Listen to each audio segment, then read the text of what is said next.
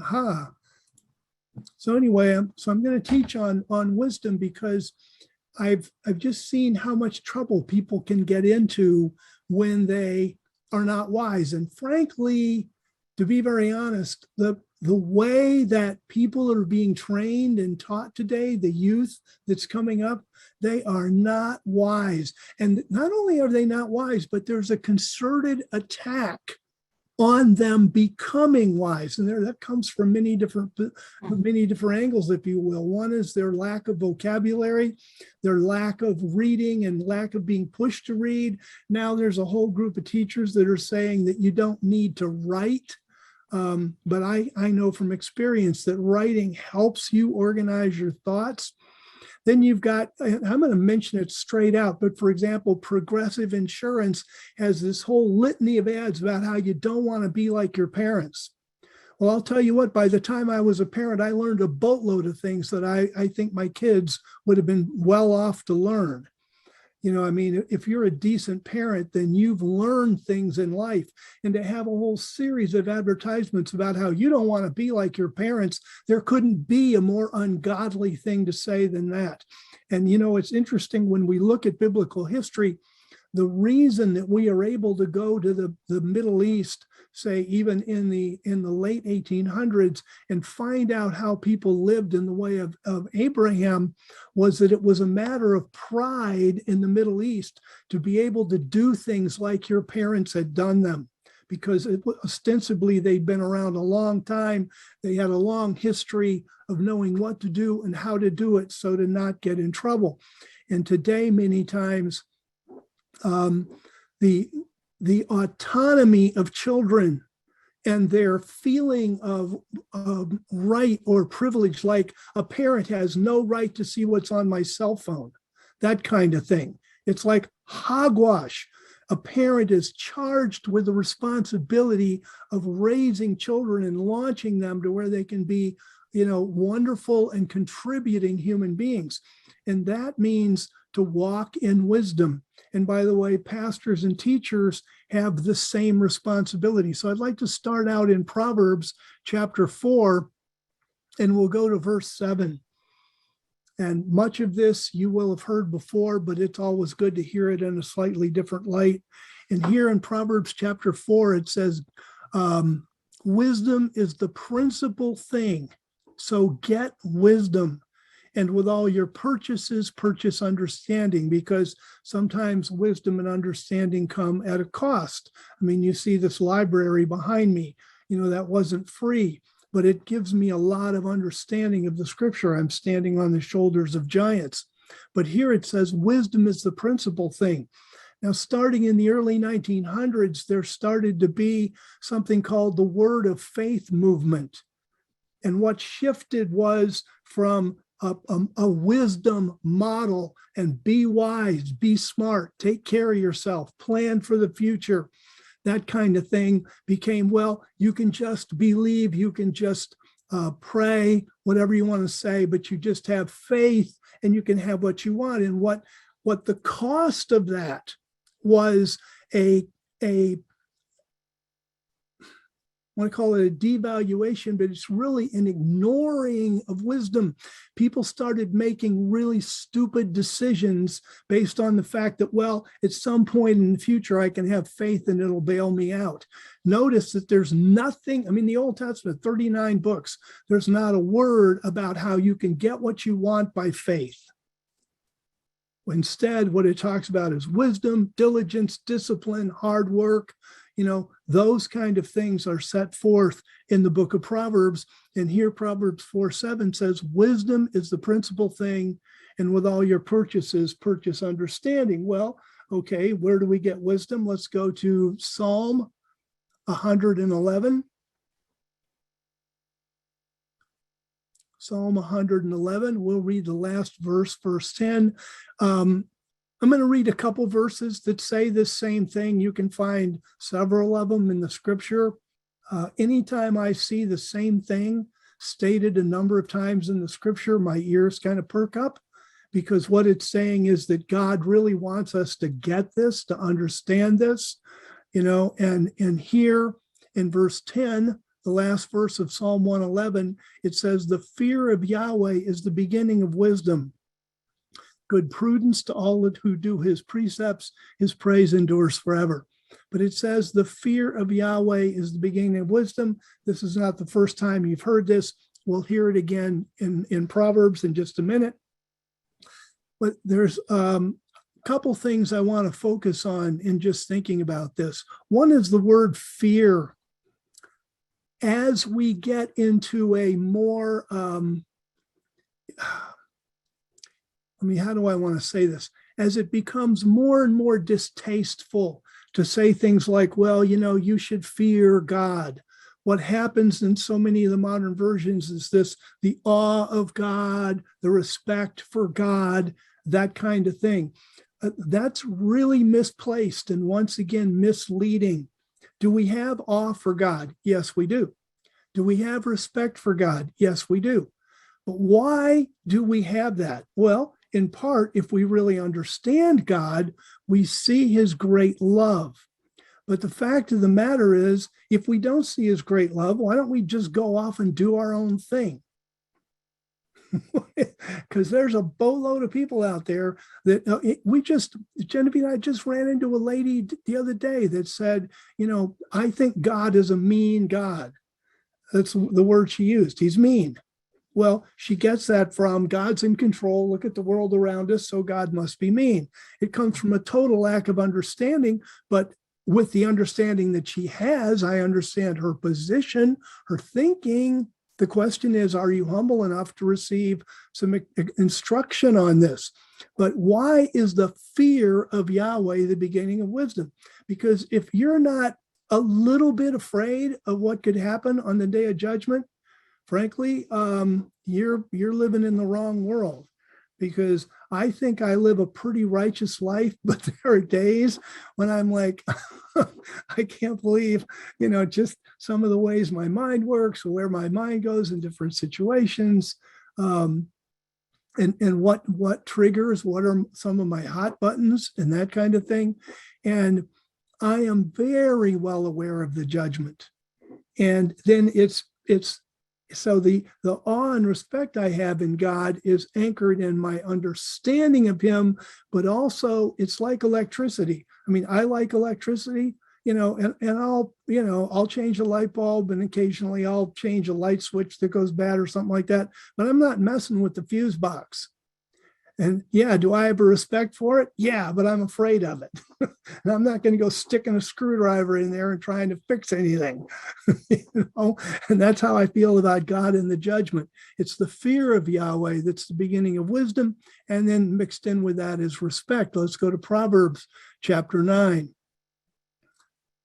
Proverbs chapter 9, verse 10, we read the same thing. The fear of Yahweh is the starting point of wisdom, and the knowledge of the Holy One is the starting point of understanding. And we're going to get that if we understand keep the end in mind, the judgment. Well, where does wisdom come from? Because the Bible is pretty clear that wisdom comes from God. And there's a number of different places it says this. And to me, one of the, if you want to call it this, one of the kind of coolest places in the scripture is in Job 28. So let's take a look at Job 28. And Job 28, remember there's no chapter breaks in the original text. So Job 27 ended with the destruction of the wicked. And of course, the wicked don't have much wisdom or they wouldn't be wicked. And so the question then is, if people, including the wicked, are going to get wisdom, where do they go?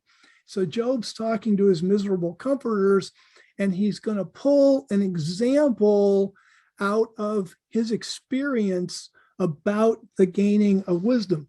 So he says, verse 1, surely there's a source for silver and a place where gold is refined. So he starts out and he's going to use this mining analogy. And he says there's a source for silver. And what's going to happen is later on in starting in verse 11, it's going to be, well, if there's a source for silver, a place for gold, then what would be the source of wisdom? What would be the place of wisdom?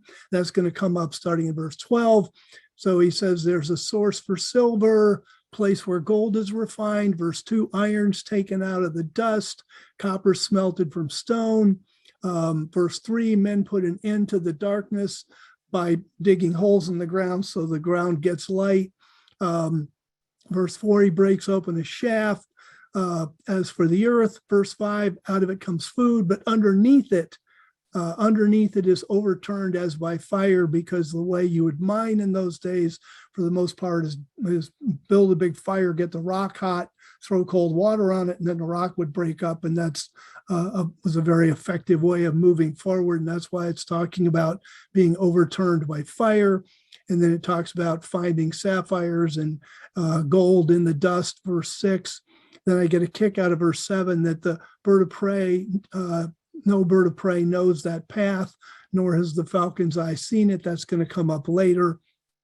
And so it's talking about this valuable stuff, gems and gold and silver coming out of the earth where it hasn't been seen. And then in verse 12, but where can wisdom be found? Where's the place to find understanding? Verse 13, humans don't know its worth. And that's really true. I mean, I look around in the world today, it's like, who really understands the value of wisdom? You Christians that are watching this do. You get what Christians about, but it's amazing how many people you talk to about, how important is wisdom, and they're, it's like a deer in the headlights. Humans don't really understand how valuable wisdom is, nor is it found in the land of the living, which is a cute way of saying you can't usually find wisdom by asking people. And that's an important lesson, by the way, and a mistake that teenagers make, because teenagers don't know much. And then when they want to know something, they go and ask their friends and they don't know much either. It's the wrong place to look for wisdom. It's not found in the land of the living. In verse 14, the deep says, it's not in me. And the sea says, well, it's not with me. Verse 15, it can't be obtained in exchange for solid gold, nor can silver be weighed for its price. You can't just go out and buy it. Verse 16, cannot be weighed in the balances with the gold of Ophir, with the precious onyx or the sapphire. Verse 17, neither gold nor glass can equal it, nor can it be exchanged for vessels of fine gold. Verse 18, coral or crystal are not worth mentioning. They can't be compared. The price of wisdom is above jewels. Verse 19, the topaz of Ethiopia can't equal it, nor can it be weighed in the balance with pure gold. Verse 20, where then does wisdom come from? Where's the place to find understanding? And at this point, I believe the text morphs into a personification, much like it does in Proverbs, and begins to present wisdom more clearly as a woman, so that God can relate to her in a different way. So it says, verse 21, she's hidden from the eyes of all living and concealed from the birds of the air. And that goes back, remember, the falcon didn't know about the precious things in the earth. Well, even the birds of the air don't know about wisdom.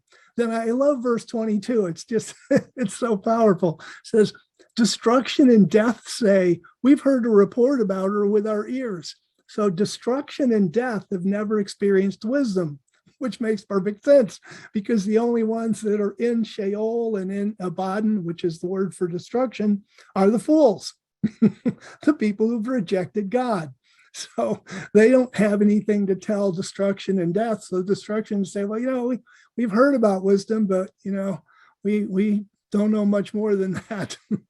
Verse 23, God understands the way to her. And this is why I say we've jumped to a personification, that God understands where wisdom is, and it's he who knows her place. In other words, where she lives. Verse 24, because he looks to the ends of the earth and sees everything under heaven. So everything on earth and the heavens God knows about. Verse 25, when he made the wind have its weight and meted out the waters by measure, when he made a decree for the rain and a path for the thunderstorm. Then he saw wisdom and appraised her, established her, and searched her out. And he said to humankind, verse 28, behold, the fear of the Lord, that is wisdom. And to turn away from evil is understanding. So once again, where we see what we see here is wisdom is with God, and the fear of the Lord is the beginning of wisdom. Let's go to Ecclesiastes chapter 2:26. This then is something that's repeated over and over again. Verse 26 of chapter 2 of Ecclesiastes. For to the one who pleases him, God gives wisdom and knowledge and joy. So wisdom is with God, and God gives wisdom to the one who pleases him. Well, then if we look at that and we say, okay, God's going to give wisdom to the one who pleases him, how do we please God? Well, for one thing, we're serious about God in our lives, we're obedient to God, and we search to be able to do God's will and walk out God's will. And then as we do that, we will gain in wisdom. Like if you want to gain in wisdom, then you spend time reading the Bible, and you spend time going to fellowships like this, and you spend time talking with other Christians, and you spend time asking questions, and you spend time praying. And Jesus Christ said, if you obey me, then you will understand. So many times our wisdom and knowledge comes from obeying first, and then the understanding follows after. So Proverbs chapter 1, please, verse 7.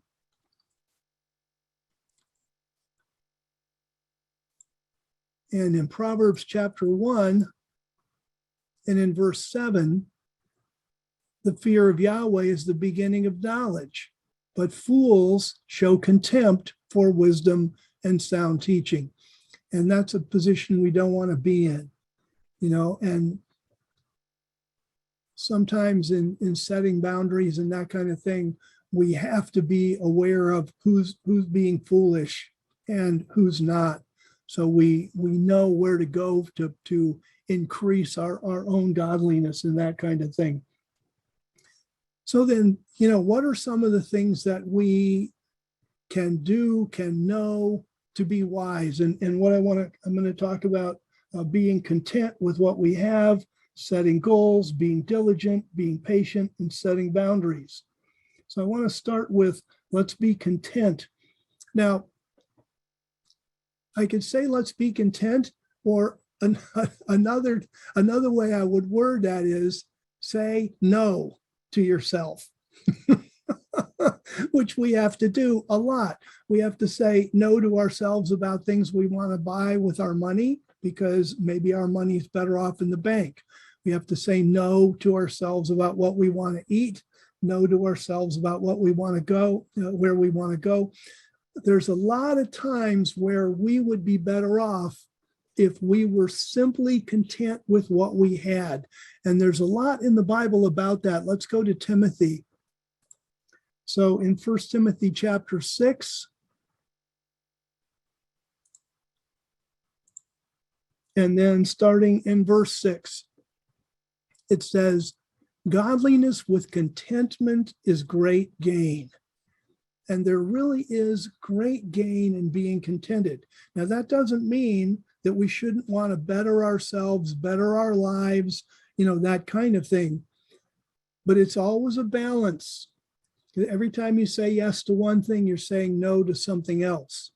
And so the scripture is guiding us here. It says, godliness with contentment is great gain. Why? Verse 7. Well, we brought nothing into the world, and neither are we able to carry anything out.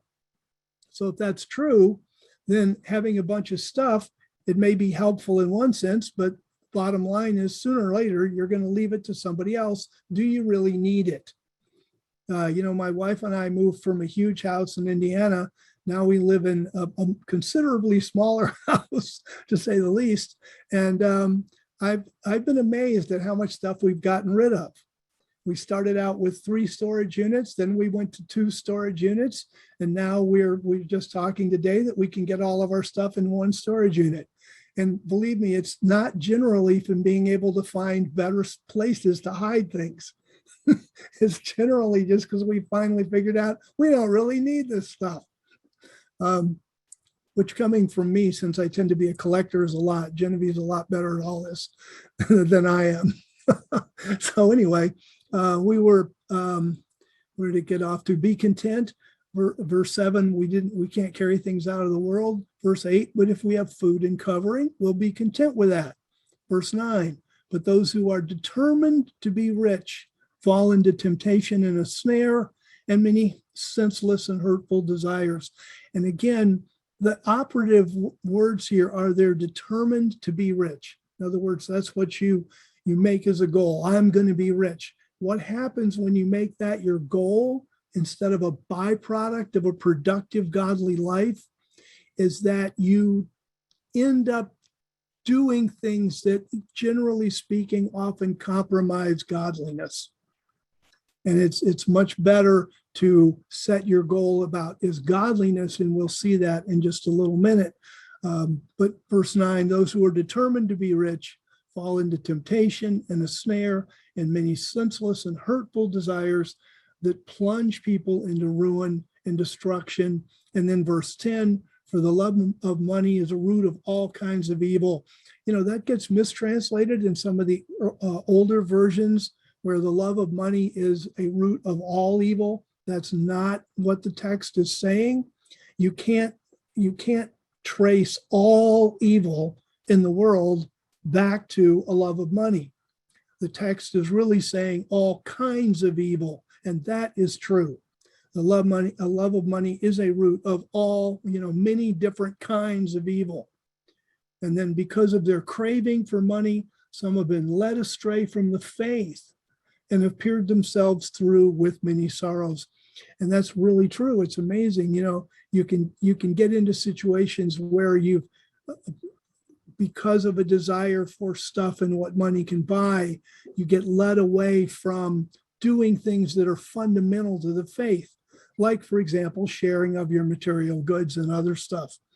And so verse 11, Paul warns Timothy, but you, O man of God, flee these things, and instead diligently pursue God, righteousness, godliness, trust, love, endurance, and meekness. And those things are really important. Let's go to Proverbs chapter 23. In Proverbs chapter 23, we'll go to verse 4 and verse 5.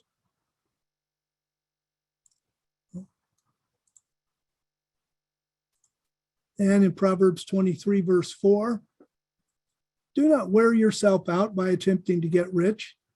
Cease from relying upon your own understanding. And of course, that's really true, because some people just work and work and work, and they wear themselves out. And then furthermore, they say, well, I've got 3 jobs. I don't have time to fellowship with other Christians. I don't have time to read my Bible. I don't have time to spend time with God and pray and meditate and listen to Christian music and that kind of thing. We want to be able to make room for God in our lives, no question about it.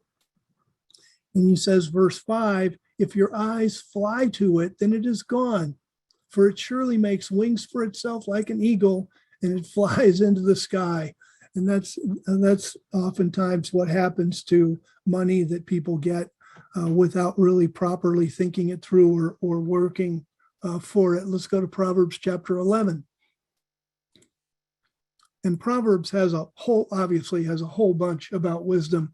We could do an entire teaching on wisdom, but from Proverbs, but we'll be in a number of different places. In Proverbs chapter 11, verse 4, riches will not profit on the day of fury, but righteousness will deliver from death. And that's exactly right. The riches won't profit, on the day of fury, the day of problems, but righteousness will. So at this point, I wanted to talk about setting goals. And I had a really interesting discovery, because goals are so much a part of life. And, there's so many times in my life, it's been about setting goals. You set goals when you're in business. You set goals for what you want to reach. We just it's American culture. We just set goals for everything. How much weight we want to lose, blah blah blah. Setting goals is such a large part of the I will specifically say the average businessman or businesswoman's life, that I just had this, I didn't really think it through. Like, John, how many times have you actually read anything about setting goals in the Bible? I was more like, oh, the Bible must have a lot to say about setting goals. I just don't know where it is, that kind of thing. And so I started looking in the Bible about setting goals. And lo and behold, I shouldn't have been, but I was completely blown away to find that almost all of the material verses I found about setting goals were about goals on how to be godly, goals on how to be more like Christ, goals on how to follow him. I mean, it was just absolutely amazing. So let's take a look at these. John chapter 6, verse 27. In John chapter 6, Jesus Christ is talking to the multitude after the feeding of the 5,000. And of course, everybody's hungry, so they wanted food, so they come to him, and they're going to talk to him. And verse 27, Jesus Christ says, do not work for the food that perishes. In other words, don't set your goals down here for all this food and stuff that perishes, but for the food that endures to life in the age to come, which the Son of Man will give to you. For on him, the Father, God, has set his seal.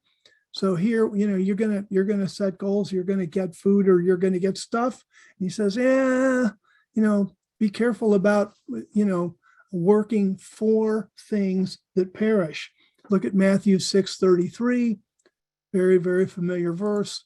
We could probably all of us could probably quote it from memory, but it comes in handy with this whole goal things. So Matthew 6:33, seek first the kingdom of God and his righteousness, and all these things will be added to you. So when we're writing down a goal sheet, okay, my first goal is to have and manifest the righteousness of God. And then other things get added on after that. 2 Corinthians 5:9 is another one. Now, I'm not going to beat this to death. We could go on verse after verse after verse. I wanted to show you just how prevalent it is that the goal should be around pleasing God. And so 2 Corinthians 5:9, and so we also make it our aim, whether at home or away from home, to be pleasing to him. So one of Paul's goals was to be pleasing to God. Then Luke chapter 12. And Luke chapter 12 was kind of interesting because in my search through the scripture to find things about goals, lo and behold, you run into a series of verses that tell you if you set the wrong goals, it's going to be really harmful. And unfortunately, a lot of people do that. So he's talking about, wanting material things and trying to gain material wealth and advantage. And in verse 16 of Luke chapter 12, it says he spoke a parable to them saying, the ground of a certain man brought forth plentifully. Verse 17, and he reasoned within himself saying, what should I do? Because I have no place to store my crops. Verse 18, and he said, I will do this. And here's his goal. I will pull down my barns and build larger ones, and I will store all my grains and my goods there. That's a decent goal, you would think. Verse 19, but then he says, but I will say to my soul, you have much goods laid out for many years. Relax, eat, drink, and be merry. And that's along the lines of, I'm going to work hard and retire by 50, that kind of stuff. Verse 20, but God said to him, you senseless one, this night your soul is being demanded of you, and the things that you've prepared, whose will they be? And then Christ ends this parable, verse 21. So, or like this is the one who stores up treasure for himself and is not rich toward God. So in the midst of telling us about goals, the one place I could think of, well, here's a guy with a great goal. He's going to build barns. He's going to build up wealth. This is a great goal. And Christ is like, no, it's a terrible goal. You want to prepare for the judgment. But chapter 20, Proverbs chapter 21, verse 5 does talk about planning. We do, obviously planning and goals can be good. In verse 5 of Proverbs 21, the plans of a diligent person surely will lead to abundance, but everyone who acts hastily surely will come to poverty. So here's our plans, which is your goals, what you want to accomplish, your plans. And the scripture says, look, if you're diligent, which includes not just business diligence, but diligence to do things in a right and godly way, then they'll lead to abundance. And I'd like to think too that part of that abundance is what we will get at the judgment. And I think about just different things that we have a goal to do. But in searching through this section on goals, I'll repeat that the thing that astounded me most was how many of the clearest verses were about goals for obeying God, pleasing God, and that kind of thing, rather than, set a goal to get your crop in by such and such a time, or set a goal to make such and such on a sale, or something like that. And then we just read about being diligent. Look at Proverbs chapter 10. And in Proverbs chapter 10, verse 4, and we're talking now about wisdom. Okay, we want to be successful in life. It's going to take wisdom. And one of the parts to a wise life is being diligent. And being diligent, by the way, involves discipline. So here in Proverbs 10:4, it says, the poor person makes his palm idle, but a diligent hand makes one rich. And we want to be diligent in what we do. Again, 2 Timothy 2:22, if we go there,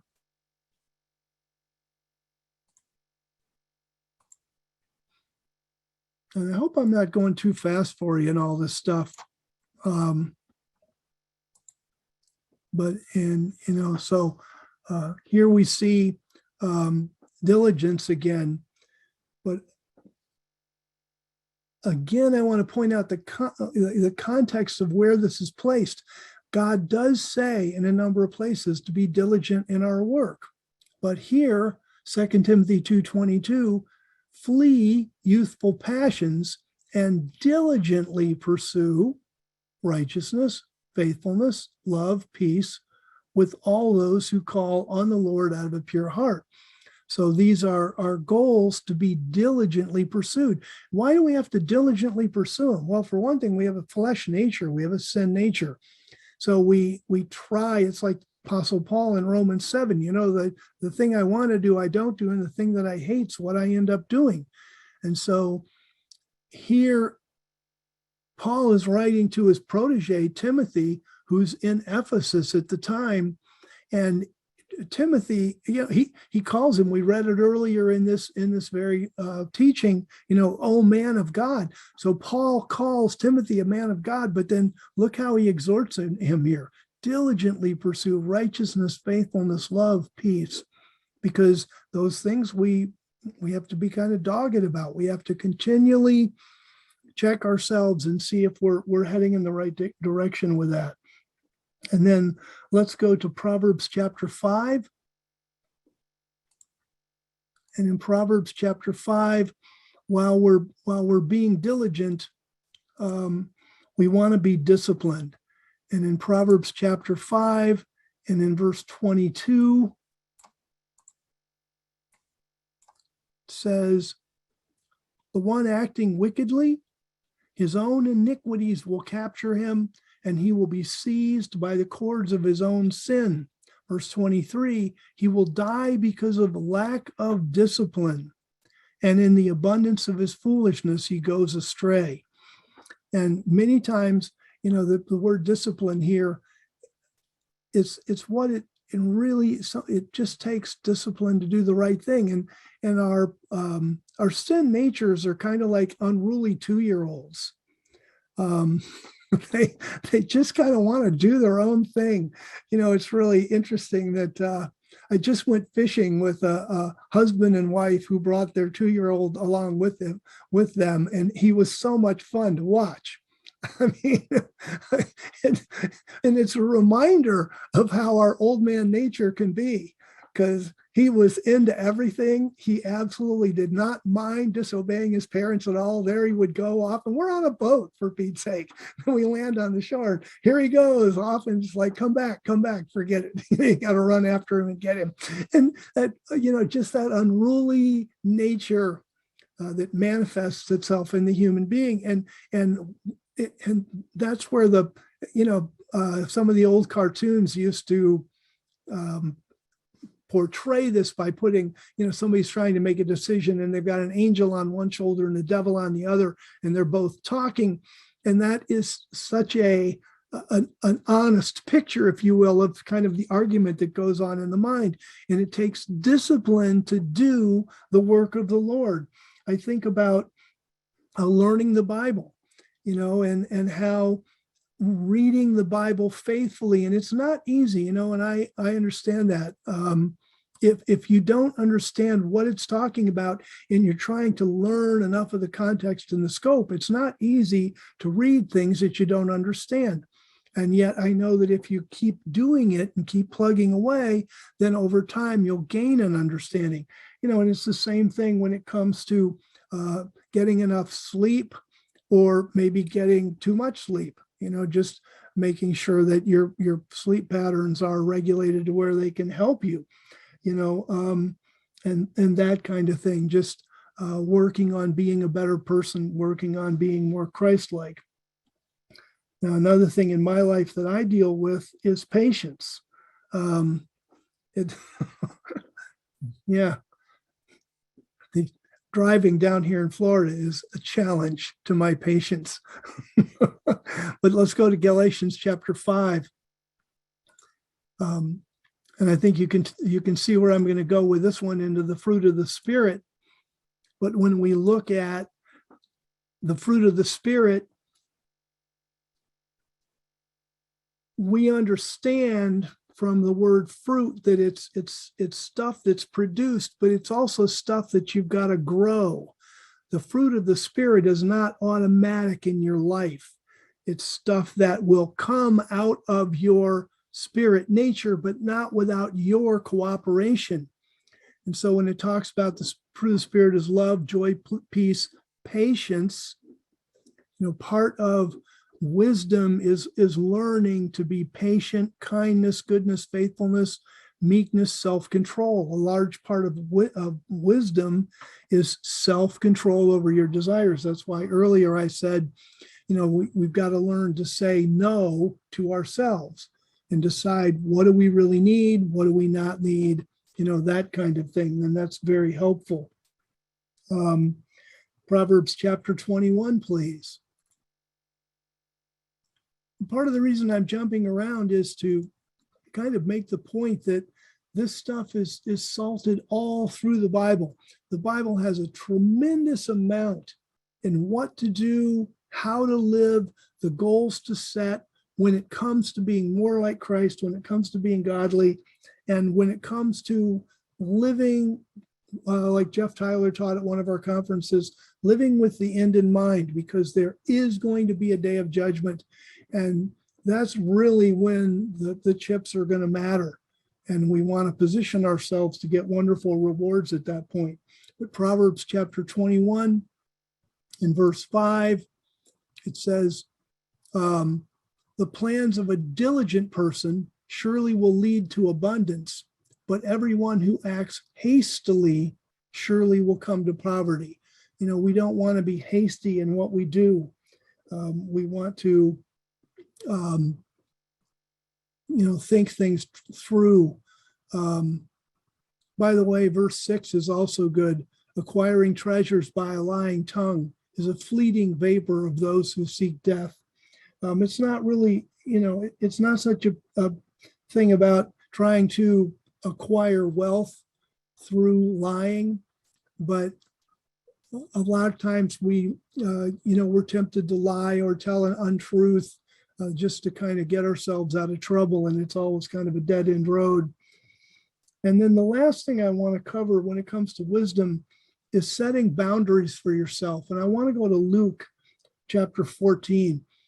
It's kind of a strange chapter to go to in one sense for setting boundaries for yourself. But once we understand it, it makes perfect sense. So in Luke chapter 14, and we'll start in verse 28, and it says, "For which of you wanting to build a tower does not first sit down and count the cost and see if he has enough to complete it? Otherwise, when he's laid a foundation and is not able to finish, all who see it begin to mock him, saying, 'This man began to build and could not finish.'" Verse 31, "Or what king going out to encounter another king in war will not first sit down and take counsel and see if he is able with 10,000 to meet him who comes against him with 20,000? And if not, while the other is still a great way off, he sends a delegation and asks for terms of peace." And so what's going on here is Christ is saying, count the cost. Just, before you act, count the cost, and especially because a lot of times there's unintended consequences. And many times when it comes to setting boundaries with people and things, we don't do a good job of counting the cost. And many times we're not very good at saying no. And we allow people and things and opportunities, some of which are good. I mean, I'm not saying that some of these things that we're tempted with aren't good, but what they do is many times they'll take us out of the realm of where we have enough money or where we have enough time or where we have enough resources to do the things we want to do. So for example, if you set a goal for yourself and said, okay, I'm going to go to the gym 3 times a week. I'm going to read the Bible for 20 minutes a day. I'm going to take 10 minutes out of my day to sit, listen to a Christian song, and then pray. And you set these goals. And then the next thing you know, somebody comes along with a good thing to do. And they say, you want to do this, and you recognize that it's a good thing to do. And you're like, yeah, I'd love to do that. But you'd have to weigh out, am I doing that at the expense of the things that I know are good for my spiritual life and good for my physical life and that kind of thing? And so what this guy did who wanted to build a tower is, it's like, yeah, I want to do that. That's what I want to do. I want to build that tower. And he didn't count the cost. And so part of wisdom is counting the cost. And then if somebody asks us to do something that's good, or that, something like that, or in many cases, they're asking us to do something we don't want to do, and we allow ourselves to get pressured or guilt tripped into doing it, and it's not a wise thing to do. And that's where it takes the discipline, the self-control, the self-assurance to say, that's probably a good thing to do, but I'm not doing it right now. And we don't have to give people that are pressuring us a reason for why we say no. We just say, you know what, I just am speaking and saying, for me, it's not working right now. Thank you very much. And we've got to stand in that. So part of wisdom is learning not to be bullied, if you will, or lured, if you will, into doing things that hurt us in other ways. That's part of wisdom, so that we can lead a balanced life. And remember that when we go back to all those verses about goal setting, Paul's goal, I make it my aim to please him. That was the deal. There's the ultimate goal. Seek first the kingdom of God. Like Paul wrote to Timothy, pursue righteousness. And these things are goals and things we want to do. And many times, they come as a result of kind of quiet thinking, where you sit down in an easy chair, a comfortable chair with a pad, and okay, what do I need to do in my life to be a better person, to please God, to get to feel like I'm more inside the will of God, that kind of thing, and then writing down ideas that we have. Because if we want to walk in wisdom, then it's just like Proverbs said, you can't be hasty. You've got to think through what it's going to take to do that and make those decisions and make them wisely. So that's what I wanted to share tonight, so we could make wise decisions. And I'll end with, when it comes to saying no, I heard they have these financial gurus on the radio, and sometimes they have some really good stuff to say. And somebody asked one of these financial gurus, how can you acquire wealth? And he simply said, you spend less than you make, and you do it for a long time. And, it sounds so easy, it's real simple. You spend less than you make, and you do it for a long time. And that is a big key, but it takes the discipline, the self-control, the saying no, that kind of stuff. That's wisdom. And so thank you for your attention, and may we all learn to walk with a lot more wisdom in our life, or at least more wisdom in our life. So God bless. And Sue, I'll hand it back to you.